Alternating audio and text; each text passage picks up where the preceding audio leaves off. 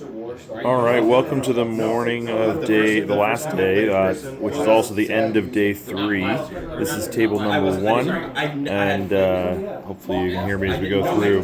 So table number 1 is about to start turn number 20. So with the house rule of no sudden death, there is no roll if the score is tied, and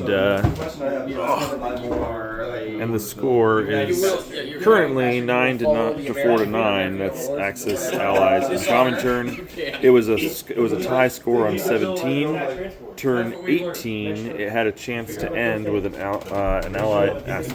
Axis victory, but they rolled a 10, and then turn 19, it was tied again, so it continued.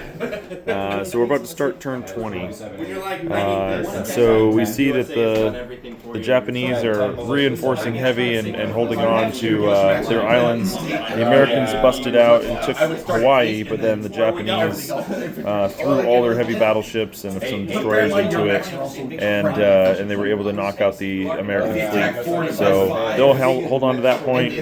They'll hold on to Sydney. They will probably never get Calcutta, but they'll hold on to Malay, and so that automatically caps out the Allied score pretty quickly. Africa, the colonial point is scored, and they're probably going to hold on to that, not a problem. And then the Americans came in and took Istanbul from the Soviets, and then the Soviets were able to do a daring airborne attack back to be able to capture it back. But now the British are coming, and that'll be pretty heavily contested because the CCP had a pathway, and they were able to take out the KMT and score that point. And they may have that brave cavalry in Hunan killed an infantry in a medium armor, and so he might actually be a key critical piece to allowing the CCP to evolve, maybe on turn 20. So because of that point, that's why the Allies are having to go hard after the Soviets now in Istanbul. They also went into Paris on this last turn, on turn 19. After 3 rounds, the Germans still control it, but they control it with just 4 fighters up here. So they had flown their entire air force down there to hold it. They succeeded, but there's not much of an air force left, and of course Paris will fall as soon as the Allies want to. Helsinki had been taken by the Germans. After 2 turns, the Soviets were able to take it back, but still not real strong up there, so they'll have to reinforce all their points to try to keep it tied.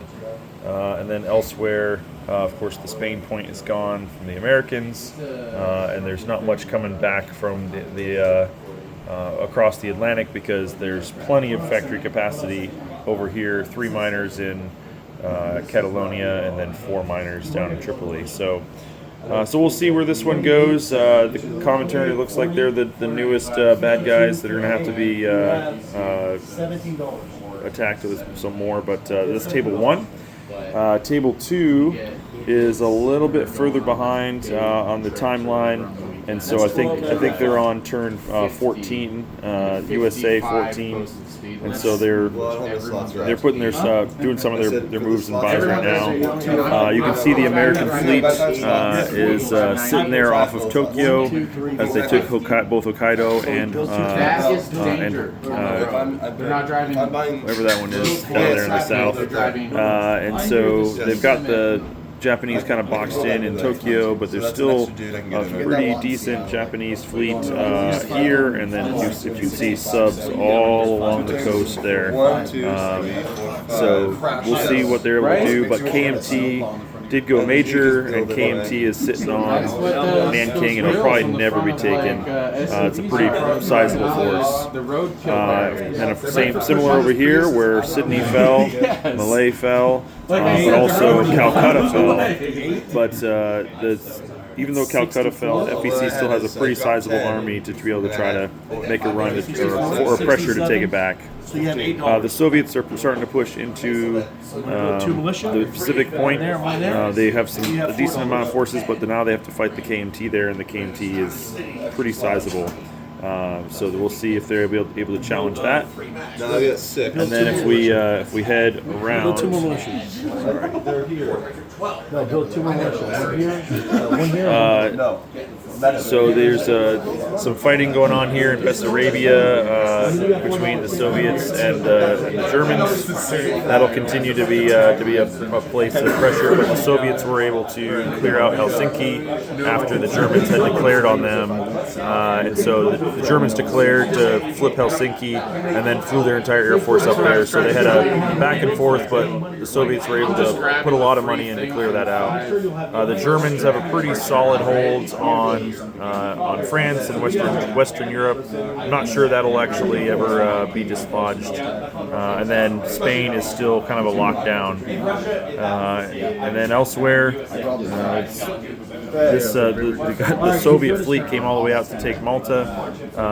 So the Allies will have to try to respond to that and try to do something. So this one, the score, come over here and show. So we're looking at, well, it's upside down. We're looking at 1, 2, 3, 4, 5, 6 points for the Comintern currently.